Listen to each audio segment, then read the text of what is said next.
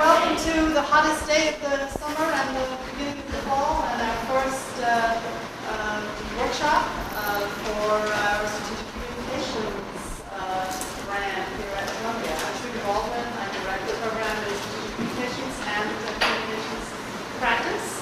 And our goal of these sessions is to present you with ideas, information, content that's new and exciting, and we hope that all the sessions are interactive. We definitely would like you to complete your evaluation before you go, because the feedback that you give us is critical as we plan new events. And if you have to leave, don't worry, just take one data and leave that out the door. So I met Michelle Greenwald about 10 years ago. She taught a course on integrated communications in our original format of strategic communications. And since then, she's taught courses for the MBA marketing students at Columbia, at Stern. She has a whole array of other education that she's doing, including Cornell, she's mentioned. She's a writer for Forbes. She has focused recently on innovation and how to capture that essence. I think that you'll get some of that excitement from her today. We know that the life cycle of chief marketing officers is 18 months, 2 years. I mean, it's very short. And I know IBM did a fantastic survey a year or so ago on why that might be. I think that I'll find a link and send it to you. But so Michelle tonight is going to focus on what makes those CMOs that are successful, that do last for longer, successful. What is it about them? It seems to me a really challenging job in any organization, whether it's small, large, whatever industry sector. But I'm excited, as I hope you are, to hear Michelle's insight. What makes those CMOs so effective? Okay, so just a little bit about my background that's relevant. I worked for 19 years before I started teaching for large multinationals in marketing. General Foods, Nestle, Pepsi, J. Walter Thompson, Disney, Mattel, lots of different companies. I worked with like 13 different agencies. So I'm kind of a practitioner at heart, but I also have been teaching and I love strategy. And I started blogging for Forbes about, 6 months ago. And I blog for a column called the CMO Forum. And the editor of the column asked me to write an article about pick the top 10 CMOs and then write about what makes a great CMO. So first I went to looking at all these metrics, like how do you evaluate what success is? How do you define success? I'm going to cover that at the end. But what really leads to the metrics is the work. So I tried to look at what was the most compelling work and what's unique about it, why does it resonate with consumers, why is it so effective? So really what I'm going to be showing you now is what I consider to be 9 of the best really marketing campaigns out there. And what's unique about them is, that they transcend product attributes. They don't talk about the product features that much anymore. They're really focusing on values and making people feel good and helping people with their lives. And I think I have 9 examples where the format that I use is what was the insight that they used. In some cases, they worked with psychiatrists to come up with these insights. What was the work? And then why did it work? Okay, so I'm going to take you through those. And then at the end, I'm going to take you through the metrics of how you evaluate the end result of this. Okay, and why it's strategically sound. Okay, so what I'm going to do is my overall observations. I'm going to start with first what makes great marketing campaigns. And then I'm going to give you the group assignment. I'm going to give it to you the exact same assignment in the beginning because as you see the examples, I'm going to ask you at the end to see if you can apply this to some other brands that are not doing this that you think might do well for them to do it. So I'm going to do that in the beginning and then at the end. The 9 mini case studies, which I just mentioned the format, and then the communication effectiveness measures, how it's being measured, and then the work sessions, and we'll have you each present. We'll go around the room and have you share what your idea is. Okay? So basically, to me, the most effective marketing messages seem to stand for values and positive feelings, above and beyond the product or service itself. And I'll show you more examples, but in general, there's a lot about giving you confidence, like helping you believe in yourself, because a lot of people think less of themselves and they're really more capable, they're more wonderful, they're more beautiful than they give themselves credit for. So helping you realize your dreams so life doesn't pass you by, doing your personal best. And what's great about them, if you want a lot of sales, you have to find a very deep, basic emotion that lots of people have. And they tend to focus on insecurity and life's challenges. So that's basically, we'll talk about the Dove campaign for Real Beauty, which did that. I've got a mix of some oldies but goodies and then some really new stuff. Okay, and I'm going to show you the creative. But okay, another thing they do is they ring true and they deliver messages that people find personally meaningful, even brands with huge target audiences like Nike, Dove, Google, Disney. Okay, so it's got to be personally meaningful. Like what makes the average hour of TV during the day is 21 minutes of advertising, and it's a mix of 15 and 30-second ads. So there can be 50 ads in an hour. How can you break through the clutter and mean something to people and be remembered? Okay, and so you have to really, to me, resonate on an emotional level. Okay, they show how the product or service fit into their lives or work and help people be more productive, happier, more fulfilled, and more confident. I've got a couple of examples for overseas. One of the examples I'm going to share with you is 7-Eleven in Taiwan. And then also, one of the things also, you need to have great marketing and really resonate with consumers, but you have to have a product that backs it up. So these companies have great products in addition to great marketing. Okay. Also, successful brands empower and inspire consumers to soar, literally and figuratively, and I'll show you some examples of those. And also, they put consumers in control of their lives. Many consumers feel that, well, they're just victims and they can't really take charge, but they inspire people to be in control. And they are aids, the brands are aids to help people be more in control of their lives. Okay. You also need a great tagline that's memorable. And it should encapsulate the brand's essence. And I think Red Bull's an example of that. But I'm a big believer in subheads that are linked with the integrated marketing message, always with the logo. I personally think that's a very good way to go.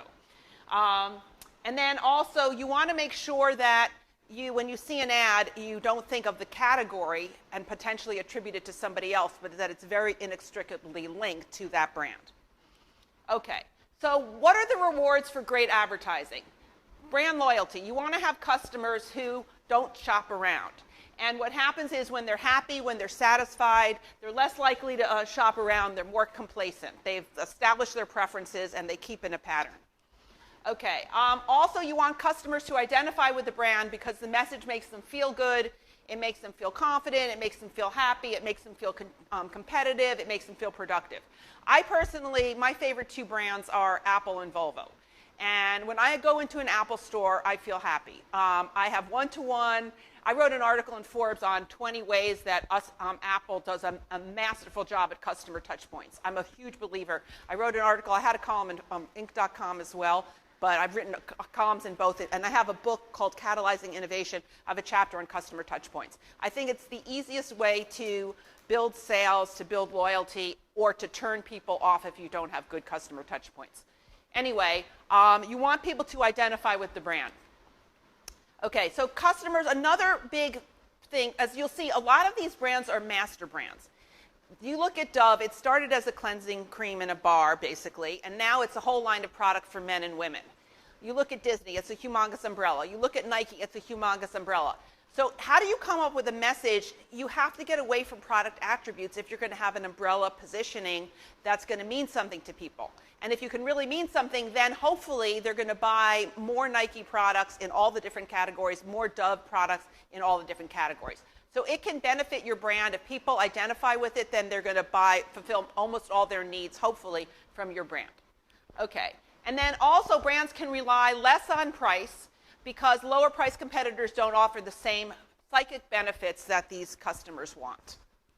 Okay, so the assignment that I want to give you, and we'll do this at the end, but I want you to be thinking about it because you're not going to have that much time to pick a topic. So as I show things, it might trigger thoughts in your head. So pick a brand. It can be a product or service whose marketing communication focuses on product attributes or features. Maybe if you have a phone or an iPad, you can take a quick look and see the ads, or just pull a print ad from Google Images.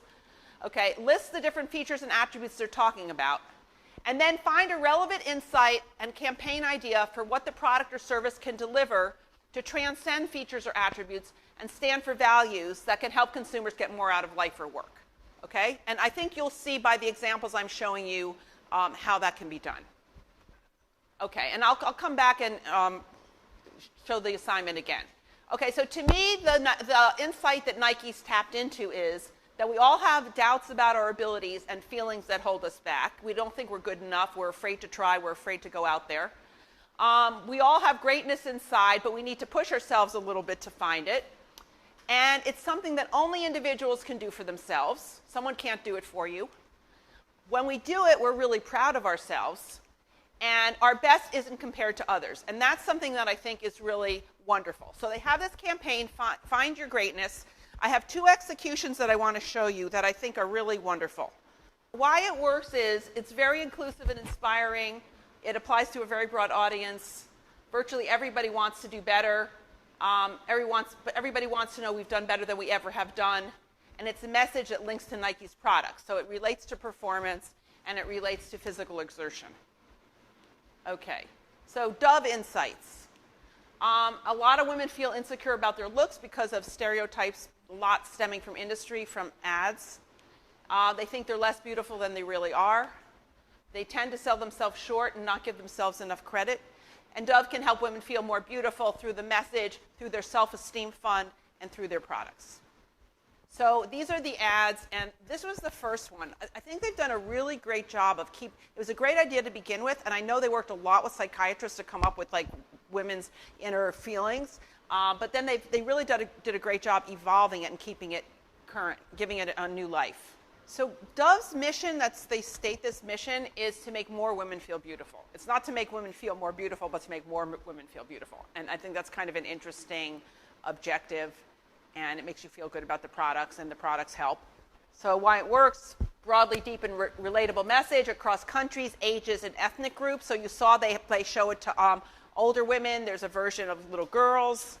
It sparked a global dialogue. It's a global brand. Deals with beauty overall, so it supports the whole Dove portfolio of products. And it ties good products that help women take care of themselves and be good to themselves. It ties to those. Okay, so GoPro. Do you know GoPro, the camera? All right, have you heard of this term? I learn a lot from my students. So there's this term now called FOMO, which is fear of missing out, which I think is kind of funny. So FOMO has never been stronger. We all at times feel that life is passing us by, that we're not living life to the fullest, we're not doing as much as of the things that we really want to be doing, and we're spending too much time preoccupied with the day-to-day. One of the things I like about GoPro, if you just go to their website, it's phenomenal. The minute you go to it, it opens onto really cool stuff. They, part of their strategy is they give free cameras to like extreme sports athletes who will take pictures, because the cooler the stuff. Then they have editors. A big part of their budget goes to editing stuff for their website so that people can see really aspirational, cool, fun videos. So this is just a quick look at the site, and it could go on and on, but I actually liked their website better before because it went from one scene to another, like it was a collage of lots of different people's videos. Something very funny that I think GoPro's doing. Most brands like to expand their target audiences. Their latest product is an attachment for a dog, so that a dog can go around with a GoPro and take a camera. You can see the life through the eyes of a dog, which I think is very funny. They've also been very ingenious in terms of distribution. They're sold in sporting goods stores. They're sold on skis, by mountains. Anywhere there's extreme sports and adventure and potential for beautiful photography, they're either advertising or they're selling their products. So anyway, I think they've done a great job. So why it works: it's highly aspirational. It dares us all to go out and seize life and experience life's thrills. Encourages us to realize more of our dreams more often. And part of the fun of experiencing things is sharing it. And GoPro makes it very easy to share. So people are very proud. And then they, in turn, inspire others, and the message spreads. So I think it's tremendously successful. 60 Minutes did a great piece on this. I don't know if did anybody see the 60 Minutes piece on it? Okay, Red Bull. So feeling alert, insights, people want to feel alert. So if you're alert, you can enjoy life more, you can accomplish more, you can be the best that you can be, you can realize your full potential, you can do more than you thought you could. So I'm seeing a lot of similarities in these kind of feelings that everybody wants. It's a little bit similar to Nike, it's a little bit similar to GoPro. There are certain similarities here.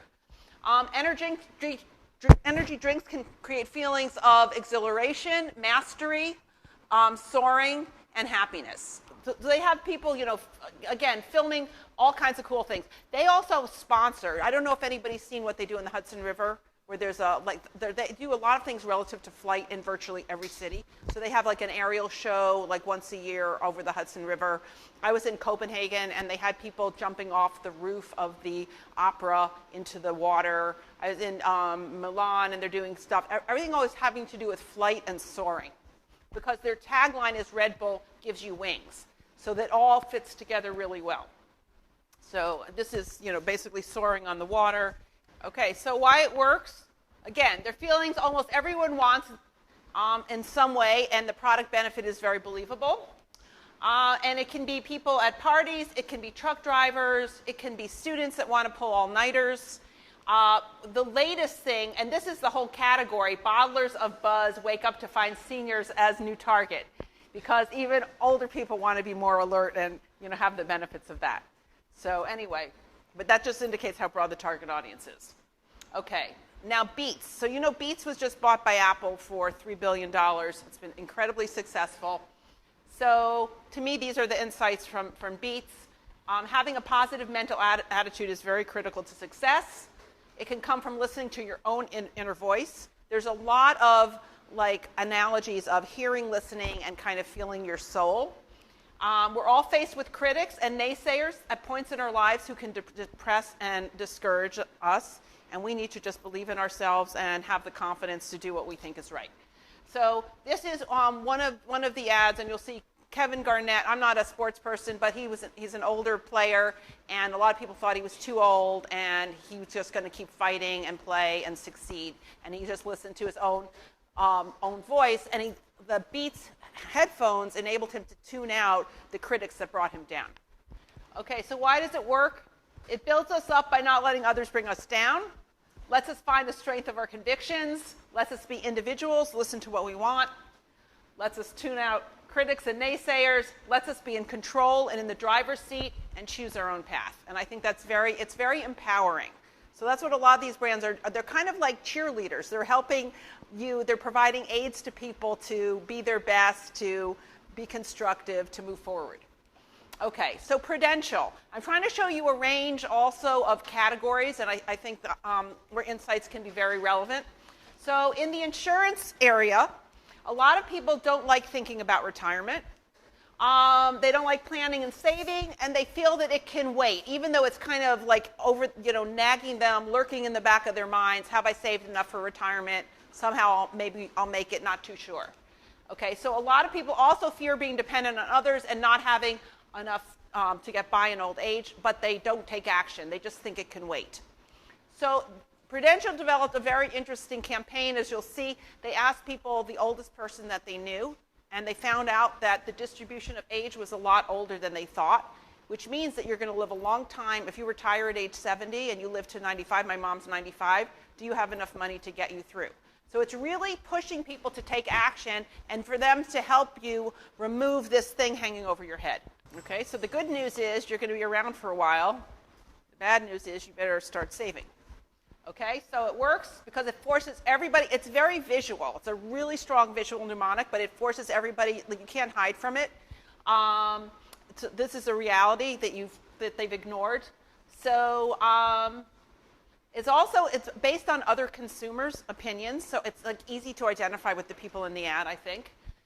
It serves as a call to action that young people should start planning for retirement now, and it encourages consumers to be in control of their retirement. Okay, and it reduces the stress and the lingering worry about if you don't take action. Okay, Google. So this is an ad for Google Chrome, which I think is great. And to me, the insight is that memories of relationships with friends and family are really what we all live for. Okay, and how do you preserve all those memories? You take so many pictures and you don't even know where they are, you don't know how to find them. It's kind of an out-of-control mess, and you could maybe connect with people better and connect with your memories if they could help you in organizing and finding what you want. Okay, so there's two executions I'm going to show. One is from the US and one of them is from India. Okay, so in the interest of time, I'll skip the India one, but it's about a young girl who finds her grandfather's best friend. He's in India, the other guy's in Pakistan, and through Google, she's able to search and find him and bring them together, and it's very heartwarming. All right, so basically it works because it enriches our lives emotionally. It helps you, again, find what you want and need quickly, reduces frustration. It gives you time so that you can spend your time doing what you really want to be doing. Helps us find and connect with people who mean a lot to us. Okay, so this is Pantene, and you'll see this right away, that a lot of women are afraid to be assertive because when they are, they're criticized for being bossy. And it's showing how men are perceived versus women. Okay, so again, giving people confidence.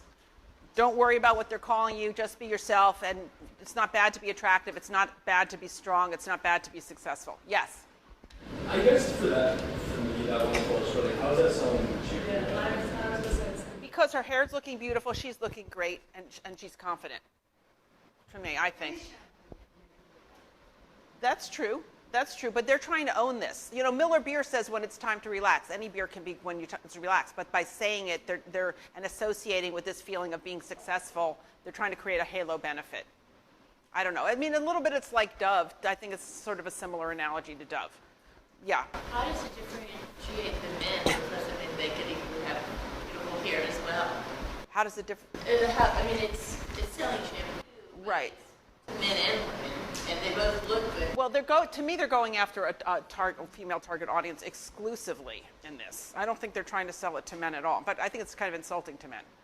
So, I mean, there's maybe, but I think in a lot of these cultures, women they're afraid to assert themselves and they're afraid to succeed. They'll be criticized by not being feminine, etc. So I don't know. It's a risky campaign. I think it's very provocative. I think it's fueling a discussion. It may be, maybe off-putting, but I think it's interesting. And I personally, that if your hair is shining and you look beautiful, you can feel great, and then you go out there and succeed and don't. Yeah. Well, it seems to me they're saying it's just the person who's not afraid to take on gender stereotypes. Right. Yeah. And this is just one thing. So that kind of successful person, this is what she chooses also. And maybe you want to be like her. I don't know. Okay. All right, so this is actually 7-Eleven Taiwan. What's very fascinating about this, I won't show the advertising, it's in Mandarin anyway. But 7-Eleven, they redefine what convenience is.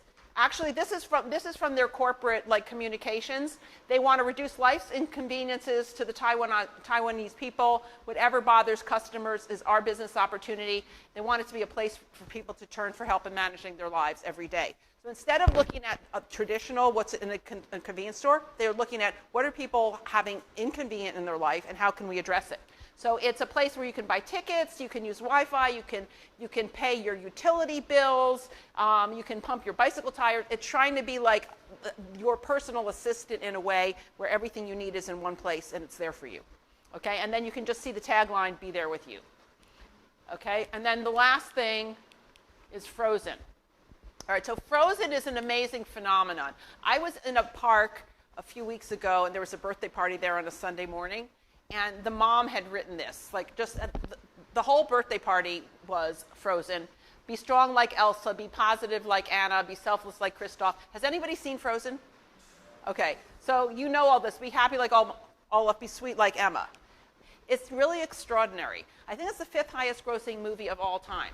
And there are lots of different groups. There are, young people. There are, anybody who's felt discriminated against in their life or not appreciated for faults. It's basically saying it's okay to have faults, work with them, deal with them. Don't let it, make you miss life as a result of it. So it's a very, very empowering message. Okay, so that you basically get that. I'm going to go through each one of these, but here's the list. And I don't know if you've heard of all of these. Has anybody heard of Brand Asset Valuator? Okay. Net Promoter Score? Okay. Positive Sentiment Indices, Social Media Buzz, Media Mentions and Quality, Attitude and Usage Study, brand perception and image change. I'm going to show you examples. Market share trends, household penetration and purchase frequency, and then the performance, how heavy, are heavier users becoming more heavy or less heavy, or light users becoming more heavy? Okay, so brand asset valuator. This is from Y&R, Young and Rubicam, which is a huge agency. And there are 4 components of the brand asset valuator, and it basically figures out your brand worth. And they calculate like how different your brand is, but it's got to be different in a good way. Relevance, how appropriate is the brand to people? How well regarded the brand is, that's what the esteem is. And knowledge, do a lot of people really understand the brand and what's good about it? Okay, so they measure those 4 components. Net promoter score. So they basically survey your questions and you say, how likely are you to recommend to a friend or colleague this brand? So if people say, they say extremely likely, they give it a 9 or a 10, or they're very unhappy with it, they give it a 0 to 6. What they do is they take the percent of people that are giving it a 9 or 10, they're considered promoters, and then they subtract the detractors, and then they can tell if a lot of people are promoting it and very few are detracting, it's going to have a high net promoter score. If a lot of people are detracting and very few are promoting, it might have a negative score. So that's something that do they like the brand, and is it improving over time? So someone comes in as a CMO, and he's inheriting a certain situation, brand perceptions, is he improving it? Is he turning it around through changes in imagery by the advertising campaigns?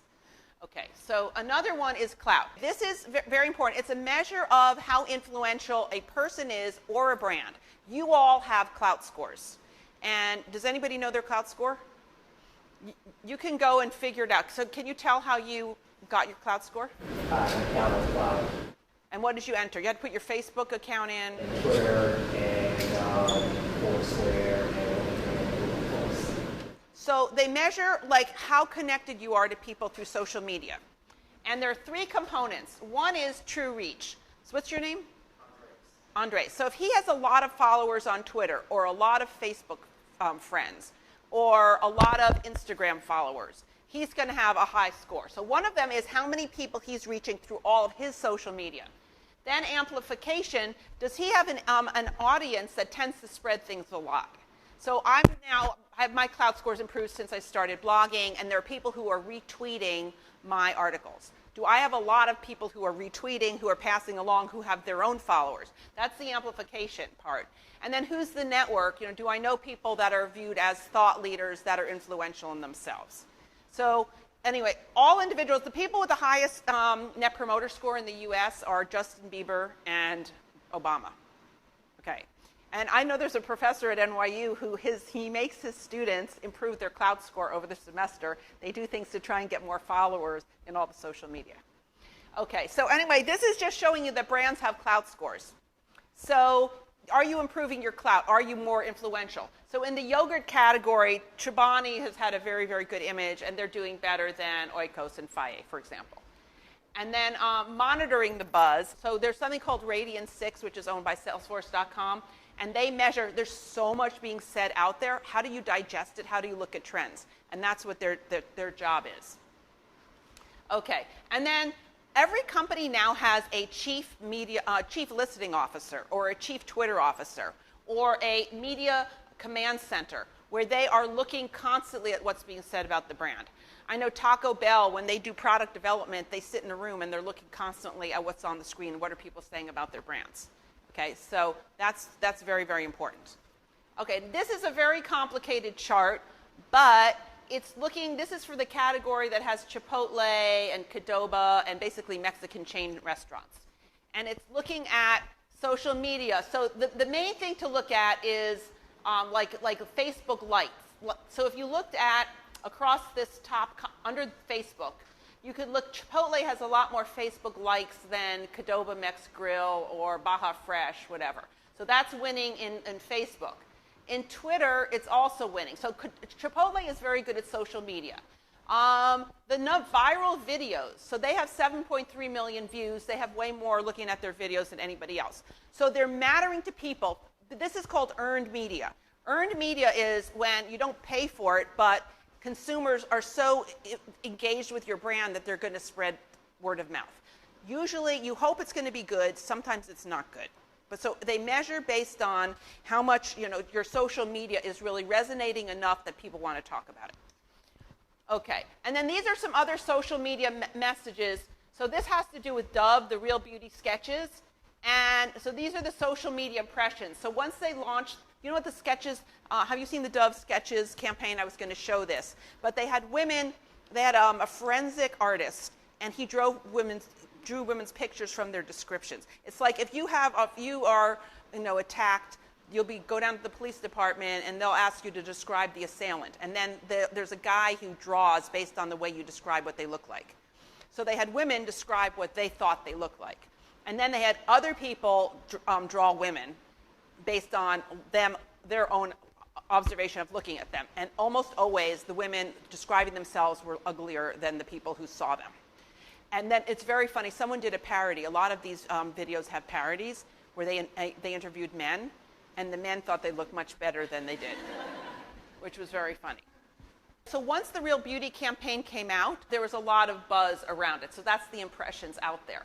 And then this is kind of an interesting, these are different kind of ways to look at social media, but what was the communications from the company through advertising, and what was coming through through people who were advocates of the brand? So this was a good situation because the advocates for the brand that were the consumers, and consumers talking about a brand, liking it, resonating with them, is considered more effective than advertisers, because you believe someone who's like you more than you believe the company, because the company's always going to say good things about them. Okay, and then this is passion. It's called the passion score.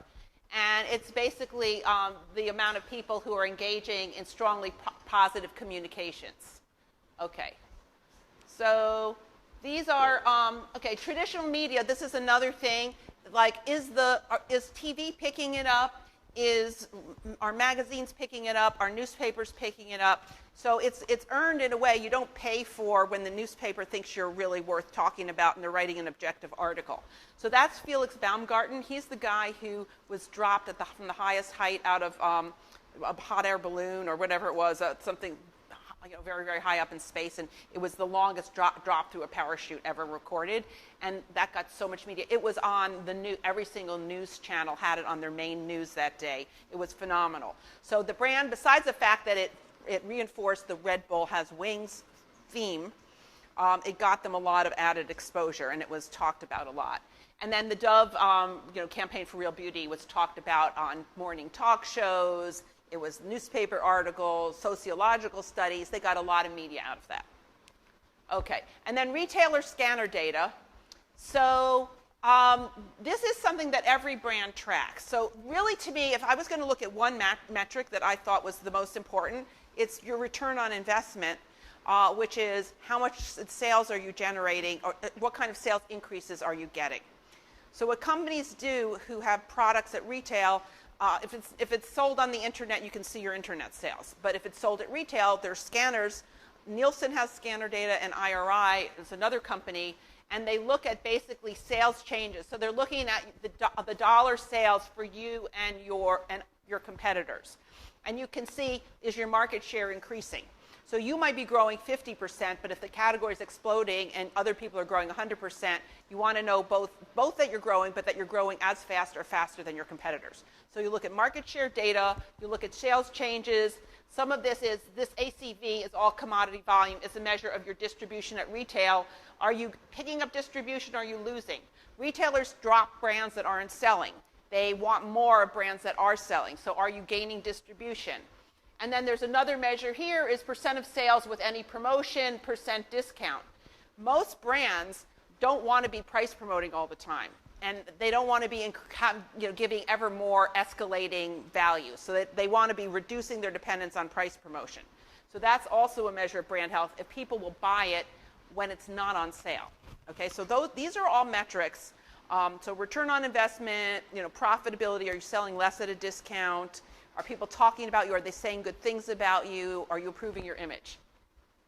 Okay, and then this is Nielsen. So Nielsen looks at a couple things. Penetration, every brand wants to have a greater percent of the target audience buying. So what Nielsen measures is what percent of the target audience is buying. That's what penetration is. But you can do this for business to business. I had some students at Columbia in the executive MBA program that worked for Bloomberg, and they developed a tool for block traders. And they knew how many block traders there were in the world, and they knew they had an objective of getting maybe 20% year one, another 10% year two, et cetera. So you can have penetration of virtually any market. It could be B2B, it can be for the arts, it can be in nonprofits, et cetera. And then this buying or spending rate, this is the amount per buyer. So how much do they buy each time? You want to have trade up. So if Dove is selling, people will try the sample size, and if they love it, then they're going to trade up to the larger size. So you're hoping that people are going to buy more each time, make a bigger commitment, and that they'll buy more often. So frequency is the measure of how often they're buying. So basically, you want more people to be buying your brand, and you want them to be more loyal, so they're buying larger sizes, larger amounts, and they're buying more often. It's becoming a habit, and that's the only thing that they're buying. So that's another metric that people are watching. Okay. And then brand perception and imagery movement. So these are called wordles or word clouds. I don't know if you're familiar. But a lot of brands will do open-ended questions like, what's the first word that come to mind when you hear In-N-Out Burger? And it's interesting because I could have showed you more of these, but my students did a marketing plan hypothetically. Do you know In-N-Out Burger? Okay, it's kind of a cult hamburger chain. People love it. It's kind of like Shake Shack. But anyway, it's very popular in California. And my students did a marketing plan pretending it was coming to New York. And they asked this question to people that lived in California and people that lived in New York. And the people in New York had a different perception than the people from California because they didn't know it as well. So part of this might be changing the image, getting the New York image to be more similar to the California image. But it's helpful to know the benchmark, the baseline of what people are currently thinking so you can change the perception. Here's another for like what are the first words that come to mind when you to describe the iPod? So music, cool, sleek, iTunes, etc. I had students at Columbia that did this a while ago when Microsoft had something called the Zune. I don't know if you remember. Microsoft has had a number of things that were in and out really fast. And they said, what are the first words that come to mind when you hear Microsoft? And the word cloud is monopoly is huge. Gates. They say kind of things where it's not the image, the type of image that Microsoft would have wanted. So you want to see how do you change your image. When Samsung came to America, they weren't perceived as high quality as they are today. And now they've really done a great job. They were in Walmart. One of the ways that they changed their perception was to pull out of Walmart and be sold in higher quality image stores, et cetera. So that's what you want to see is the image change. So what brands do is they do perceptual maps. This is one important part of strategy, where you look at the key attributes valued in the category, and you see where does your brand fit on the perceptual map, and where do competitors fit, where are you today, and where do you want to get to. So this is, and I always have my students do at least 3 different perceptual maps with different combinations of attributes. This was a clothing line in the sports area, and they had a charitable component to it. But in the beginning, they were viewed as low quality and kind of expensive. Where they want to be is they want to be perceived as higher quality, basically higher quality, the same kind of expense, but just same price, but better quality for the money. Okay, so now in their communications, they've got to convince people, they've got to have a higher quality product perhaps, and make people realize it. Sometimes changing perceptions, you may have a great brand, but people aren't perceiving you, they're not realizing what's great about you. So you might not have to change the product, you might just have to change what you say about it. Okay, so here's another example, and this is for American. They did a survey to understand Americans' imagery, and 2 attributes they thought were important was the airline alliances, if they had a strong network, and if it was viewed as very regional or global. And they found in their research that American was viewed as more regional than some of the other airlines, and that it wasn't, people weren't aware of the strong alliances they have. And American is part of the One World Alliance. They're partners with a lot of great airlines, but maybe people didn't realize that. So part of their marketing, if that's important to people, would be that. So they wanted to change the perception to there. Okay, now sometimes it takes you years to change perceptions, and the marketing plan is looking at what's realistic in the next year to move you along that continuum. So that's another, and a lot of this is quantitatively determined. So you can do research and really see where do you fall and has it changed and improved. Okay, so anyway, I don't know if you're seeing a trend here, but I am, and I think it's kind of interesting. How, every brand's trying to be a part of the conversation, and they're trying to be meaningful in your life and less dependent on, because every brand does make shiny hair. And so if every brand is saying the same thing about hair, who do you know to believe? But if you can actually feel good when you see it, and you feel they're giving you a positive message, and they're helping you do what you want, but the product has to perform as well.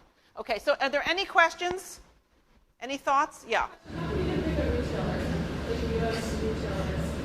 Well, if I was to pick one, I'd probably pick Target, because they have really creative, fun advertising.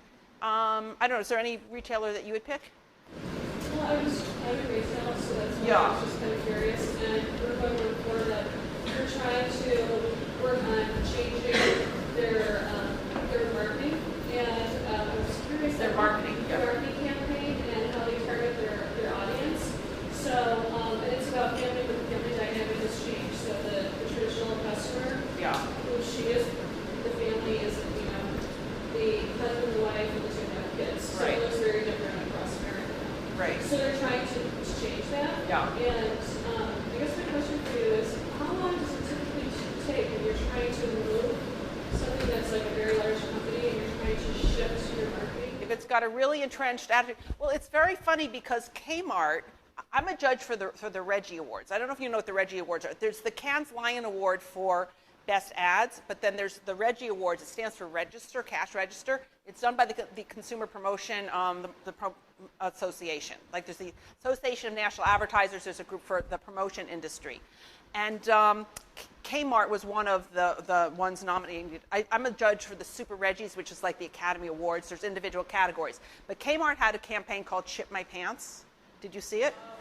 And it's really, for Kmart, that really helped their image a lot. I don't know, it completely turned them around. And you can't just do one thing. You have to walk the talk. So the product needs to be changing at the same time as the marketing's changing, but it can take a while. Mickey Drexler came into J. Crew, and he turned it around relatively quickly, but it's, you don't do it in a month. Yeah. What do you think about the JCPenney's fiasco in terms of how fast it's not? Well, that's true. Things can really unravel really, really fast. Yeah. It's almost like things can unravel faster than they can get better. Yeah. What about awareness of things like the bucket challenge or like girl effect and stuff like that? Say it louder, please. Sorry. What about campaigns, like social campaigns, like the bucket challenge or the ice bucket challenge or the girl effect? What do you think? Because everything that you have mentioned a lot is YouTube, social media interactions, and how to engage with audiences. Right. How can limited budget NGOs? Do you know okay, I'll tell you a couple things. One of the fastest, most viral videos of all time was the one about Coney, the atrocities committed in Uganda, and that was very provocative on a relatively low budget. Also, I mentioned I was a judge for the Reggie Awards. The prior year, the winner was a show in Chicago that did a tie-in. It was Sunday afternoon on the Grand Jaunt with George or something. I'm not saying the title exactly right, but they did a tie-in with the Chicago Art Institute, and they got the museum to take the painting off their wall, replace it with a painting where the characters were missing, and then they brought the Broadway cast in, and it was incredibly viral. So, I have other examples, but you can be really creative. The good thing, because it's YouTube, first of all, you can have user-generated contests. So you can have people doing it for virtually nothing for you. Or there's a movie, something about Sugar Man, who's about the musician in Rodriguez. And that was shot with an iPhone, searching for Sugar Man. So you can do things that are creative that touch people, but you have to be more creative. It's doable. And again, because of the internet, because earned media is more important than ever, you need to be earned, but you can get earned, and then you get a lot of exposure. Yeah. How are these international brands with multivariate social media campaigns, TV, YouTube, everything going on, how are they attributing increases in sales to one aspect of this, unless it's like a direct conversion online? Well, you have to look at every market. Like I'm teaching global marketing at Cornell now. In fact, I taught a case Wednesday on Colgate, and Colgate has this Max Fresh toothpaste that uses Emily Proctor from CSI Miami, who's a detective, and they have breath strips in the toothpaste. In China, they have the Justin Bieber of China, Jay Chou, who's like the most popular rock singer, promoting it. And then in Mexico, they have a snowboarder.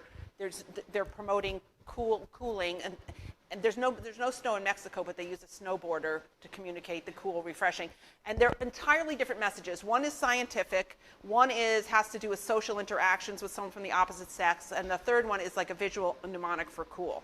So, and everything is changed. The product has changed, the formulation, the packaging, the color, the flavors. They have salt and tea flavor and herbal flavor toothpaste in China. So it's hard to say what's due to any one thing. But there are people who specialize. I always have someone come to my class who does return on investment analytics, and he looks at every element in the marketing plan, in really almost in every market. He's got tons of data points. And they can look and see what factors are creating success and not. But it needs to be done with tons of data on a very localized basis. I don't know if that's a good answer. Yeah? Okay. Anybody else? Okay. Okay, I'm going to go back to the assignment. It has to resonate with people, and it has to make them want to talk about it. It has to be somewhat different. It can't be like what everybody else is doing. So for a chief marketing officer, they've got to inspire the insights, and they basically do the inspiration, and then they do the choosing. So that's what makes them great or not great. And then they also need to have programs that get it out there in lots of different ways. Like the Dove campaign wasn't only the video. They had billboards in Grand Central Station because they thought that a lot of key media, they were on Good Morning America and all the TV shows, and they thought that the media community passed through Grand Central Station.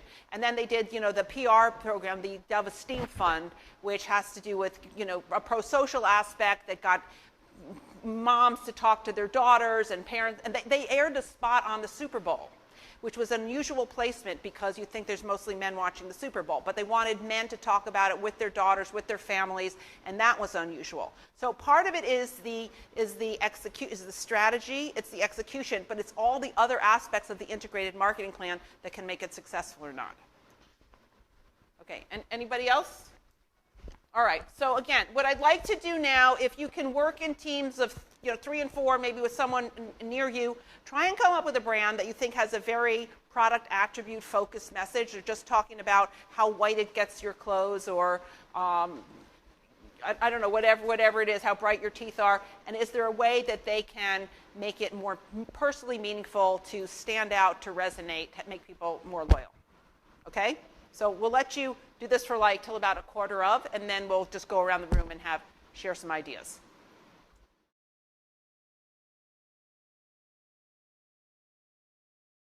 So if we can just go around and kind of quickly just describe what we're going to do. Sure. Talk loud. We chose Microsoft Surface because we think those ads recently have been very feature-heavy and feature-focused. And we were thinking about ways that we could compare it with Apple and try to get a sense of sort of the hard-working features that Surface has, comparing it to Apple. So we thought maybe like an ad where they compare themselves next to each other. Apple is very sexy and sleek, but they don't really get a lot done. Whereas somebody with a Surface is like going through the day and they're just using the tool to become more successful than somebody that just sort of has like the sleek cool thing. So it's a way to still highlight features, but to make it more aspirational, because it's more productive and more successful. It's a better tool for business. Okay, great. Who else? Who else can share? Yeah. We discussed about the Under Armour's latest commercial featuring the American Ballet Theater's principal ballerina. So the whole commercial basically is about African American. She's super athletic, she's super strong, and she's like lifting up with the ballet and start like performing on the stage. But the background voice is a young girl reading a letter. Rejection letter she received from the ballet company saying that for a 13-year-old girl, you're too old to become a ballerina. You have the wrong calf, wrong feet, wrong body figure. So eventually the final slogan is "I will what I want." So we discussed about I will what I want. Yes. So we discussed about how this commercial focus on the product attributes, because we talk about, like, when you think about Under Armour, it's mainly targeted on the male consumers, and you will not associate with female market. And the purpose of the commercial is trying to open up the female market. So they featured this super strong but still elegant ballerina, and well, a lot of people saying like, ballet is not sport, but the ballerina can demonstrate that it's super hardcore sport, like still very elegant, but the arm in arm of a pair can help her, and be like free and be elegant on the stage. So I think it's very, very helpful. Okay. So you think that's a brand that does it well? So in other words, you're not like transforming the advertising. You're saying that they do it well. In terms of meaning something beyond your attributes. The commercial, we saw one video on YouTube. It had 6 million hits, and it came out like, I don't know, 2-3 months ago. Okay. Okay, great. Yeah. We actually discussed 3. Okay. One was the Taiwan about health and being able to be there for your family for the long term. So it was a commercial of health equipment to run. Okay. The other one was in India on how to, there was appliances and how that falls into the family structure, especially when you're looking at magazines and international houses. And the other one was the recent one that I heard about on social media, where they're making fun of themselves by doing the same process that Apple did regarding the iPhone, where they're talking about their new book that's coming out, and making fun of like it's so low tech that, but it is as cool as ever, and it's the best thing ever that people come, that they're making so much fun of themselves that you wanna experience more with them as they go along. Okay, so these are examples of brands that you think are doing well at being more than just talking about their furniture line and just. Okay. Okay. Yeah.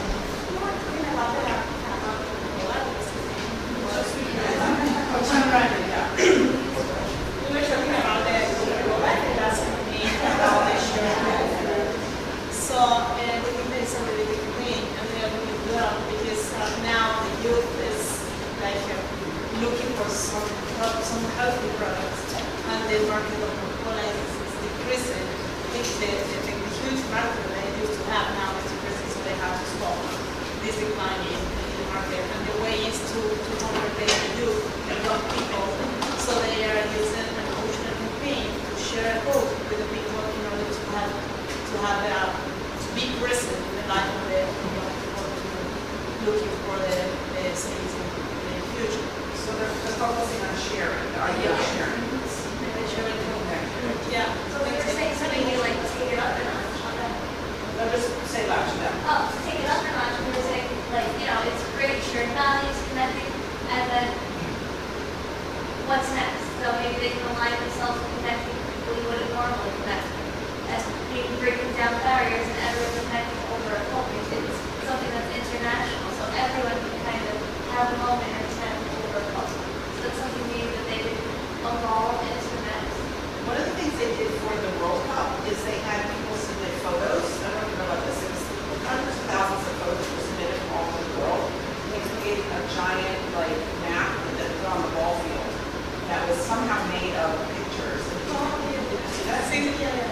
So that was like everybody from all over the world contributing to one unified picture. But anyway, and then they had 24 artists from different countries, or in 24 languages, singing their song. So they're doing a lot of sharing, and everybody's people all over the world. Okay, who else? Yeah. We did a mobile telephone company, T-Mobile, and that advertisement we watched, all it did was just sell talk about the attributes. Free yourself from the data and free yourself from the contract and whatnot. So we went to a place of being connected, being able to do more, or enjoy more. Everyone's connected to their phone already, so go to that place, sharing with other people, your moments and that sort of stuff. So we make the connection with being connected to people as opposed to just sort of that. So basically what happened is that this is a campaign that focus on attributes, price, volume, data. Right. And then we saw there are different ways to turn that around. On the positive side or negative side. Negative side, we can talk about what happens if you have a contract, or what happens if you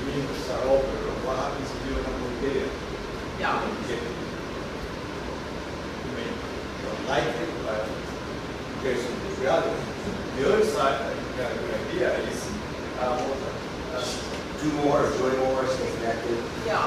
You know more, enjoy more. I don't know if you know, but T-Mobile has done a better job than any brand that I know of at, it's called flash mobs. You know what a flash mob is? Okay, so they hire actors to stage something in the middle of a very populated area. So they've done it in Paddington Station in London, they've done it in Grand Central, where they have them do, like, everybody's freezing. All of a sudden, everybody in Grand Central is just like this, posing. And then at Paddington Station, people are waltzing and they're doing all these kind of dances, and everybody joins in. And then they have something in Barcelona where they're using their remote phones to Angry Bird. There's like a big real life setup of Angry Bird. You use your phone to control it and to have things walk around. Anyway, the tagline is life is for sharing. And so they create these moments that everybody's laughing and seeing something they think is kind of bizarre and kind of fun, and then they're sharing it and they're texting. And so like, a lot of these benefits, and we talked about the shampoo, I mentioned about the beer, we talked about sharing. Every brand can say that. Every phone company can say that. Every air company can say it. But part of it is owning it. It's like making it the focus of your marketing, like we mentioned, Miller Beer, so that it's an important thing that you own it more than anybody because you say it in a more inferior way that resonates better. Yes? Oh, I was just going to talk about the brand. Sure. Well, going on with owning the idea of something we chose Tom's this huge. Yeah. And so what they really have called it owning is that you buy a pair of shoes for yourself, we give a pair of shoes to my child in Right. So, and where they've been more of your basic comfort, maybe a traveler shoe, it's really going there, expanding into other markets that shoes that could be for more fashion forward people or for more business people that, so basically encouraging people to buy more shoes for themselves because they're eventually maybe more shoes. Yes. What's interesting about Tom's, I moderated a panel on corporate social responsibility. And there was someone on the panel from who worked at Crocs. He said Crocs actually donates more money to give more shoes away than Tom's. But Tom's makes this the entire focus of their marketing plan. Even on their packaging. I walk by Whole Foods and the box talks about giving one away. Yeah, and Whole they're Foods missing. have it in the window. Yeah, so they make it, it's There's very one for one, so they Exactly. buy one, then you give one. Yeah, yeah, but that's been a very interesting selling point. It's a singular focus. Yeah. But it is The manufacturing is a difference. Tom is made by a homogeneous product itself. The fact that we don't have factories in China and places. And Crocs can give away all they want. It's $2.35 an FOB. So it doesn't make a difference how much they have to give up. Yeah. Because Tom's are not made in China. Yeah. These are made in some, rural areas and stuff, native areas and stuff. So it's totally different. Yeah. Two different manufacturing talking about it. Doesn't make a difference. But they can give it all they want. Does somebody else have their hand up? Yeah, We picked this street, the street. just kind of pretty technical product. Right. Insurance. Right. We thought this would be live rapidly, creatively, to almost a master brand that would go in there and some confidence in the directions. To give them confidence. So it could be like wrestlers, looking, based on flaws, anything that's to do with forewear or making them confident impressions. Right. So you're being the best you can be in that regard, and it takes a little bit of doing. Okay. Anybody else? Any other groups have conversations they can share? No? Yes. We talked about Dove Yeah. in the context that Dove's current advertisements that are playing right now are actually more focused on the product and less focused on the sort of value that which they would like maybe blah blah blah. I don't know if you've seen the commercial where we've gone back to the original Dove soap, the moisturizing bar. Right. And in this commercial they pull it in and say, let's give you a makeover, and then they sort of like, oh, it's a shower, and they hand them the soap, and then then they come out and big fluffy Terry robe and say, oh, it's so much better. And it's just, I think it's we were kind of talking about it. We didn't really go through all of your steps, but discussing how it's interesting that this campaign has come around full circle. Yeah. And it almost makes me wonder, what the insights were on the back end of their hugely successful campaign. Is a case study discussed everywhere. Right. That they've come back now and actually doing a commercial that brings them back to the basics of we have a bar of soap we need to sell. Let's show that it makes women's skin soft. And maybe there needs to be like moisturizing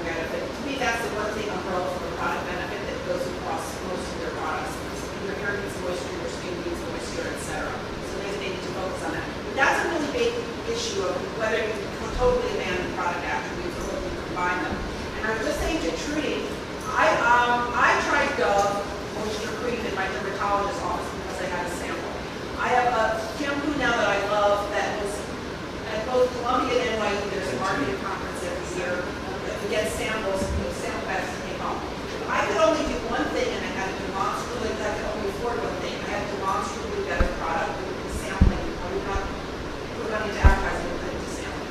Because sampling, if you have 50 ads in an hour, you have to break through the clutter and then you have to get people to take action. But if you give them a sample, they're going to try it for free, and then you don't have to worry about some people taking action. Yeah. And Kiehl's does it like we can support. Yeah. We talk about creative ways to sample products that can't get away, like driving a car.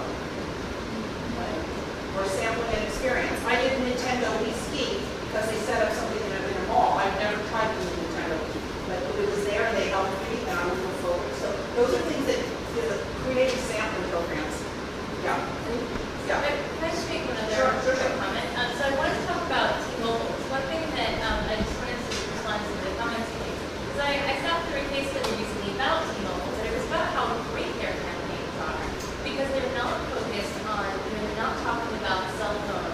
They're not talking about, they don't directly discuss the product, but that they focus on the sort of millennial need to be hyper-connected and not want to be locked in.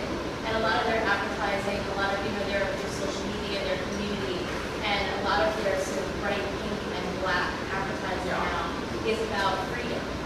And, this freedom to have, and it does have to connect to the product, freedom to have unlimited data, but freedom from a contract. Well, they're also buying people out, I think, of their existing contract, which is very neutral.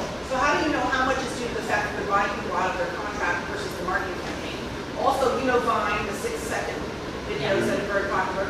Okay, so their CEO was filmed at Christmas wearing a Santa outfit, and he had a Santa hat on and a mask, and then he's putting black coal into the stockings of AT&T and Verizon, and then he's going, ha ha ha ha ha. And it went very, very viral. It was kind of a nasty stab in the back kind of thing, and very unusual. So what's interesting is how do you know if it's the campaign that you talked about, or buying people out of the contract, or what they're kind of the pranks that their CEO did. And then this is one of the things that's very difficult that companies have to analyze. And is it integrated? It doesn't have to be. You have 3 separate things that are effective in their own right. Well, if you hear the CMO talk about it, they say that it is all integrated. And it is all focused. Some of it's all strategy. Yeah. So they're not all numbers of what you get, but the visuals were all fashion and pink and black. And so it looked like a fashion ad, but then intertwined with that was all the data that you got. This is how many minutes you got. This is how many people you got. Right? So it's really a combo of that. This is the necessity. Maybe you got your attention so you listen to the numbers. It's all about your marketing too as well. Okay, sorry. Okay, go ahead. Speak louder. Okay, we're from different countries, so we choose the brand that every country has. Yes. LG. The LG. The LG. The one we were focusing on is the fridge. The ad that we watched is like really functional, so it's not about the refrigerator. It's not about like how the food spacious, how they're making layers, how they're making shelves that are like more box and then and we're thinking like to make it more relevant to consumers, we might actually should focus on like one target audience, like that it would be mom. Like the insight would be like mom is the one who actually knows what everyone in the family likes, and every member of the family likes eating different things. So we think that the campaign might be the refrigerator that is designed for everyone, for every lifestyle. And also they like to just have an analogy, which is like to make them like. Okay, anybody else? Yes. Just speak louder. We discussed 3 different products. We started with soap.com, and somehow their marketing strategy is very good, and it's appeal to a certain segment who don't like to go and deal with people, and they don't want. There's a commercial with the companies, what's the nonsense, and so just think about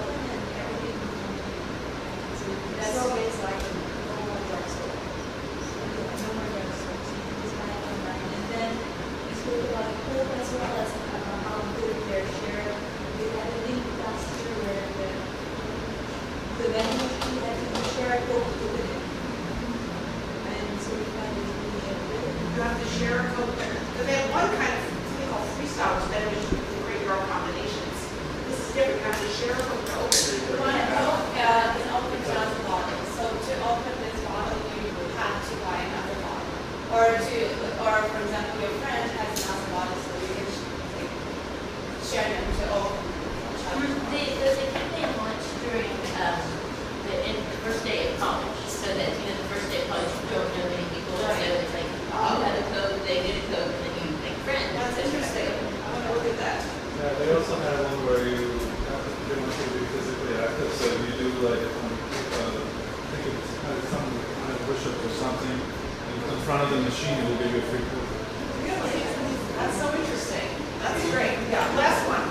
So one of the things that Scope does back home, which is UAE, Which is where it's UAE primary reference, is that we have a lot of minimum wage workers that come from like the East Asian continent, and to enable them to come home around like, you know, what's like Christmas back home, is that they can use the bottle caps instead of coins to come home. During that Wow. period. Fit in the machine. Yeah. And so I hope I remember all these because I want to capture them. it was a very cool campaign. It was it went viral online, and their sales hit like their maximum at that period. Can I ask you, could you guys, like, would you mind sending me a link, seriously, because this is so interesting? My email is michi.greenwald@gmail.com. Because I like having global examples, and I love including new technology and how companies are incorporating technology at gmail.com. Thank you. So if, thanks to Michelle, she'll hang around for a while if you want to come and ask me specific questions. So, great.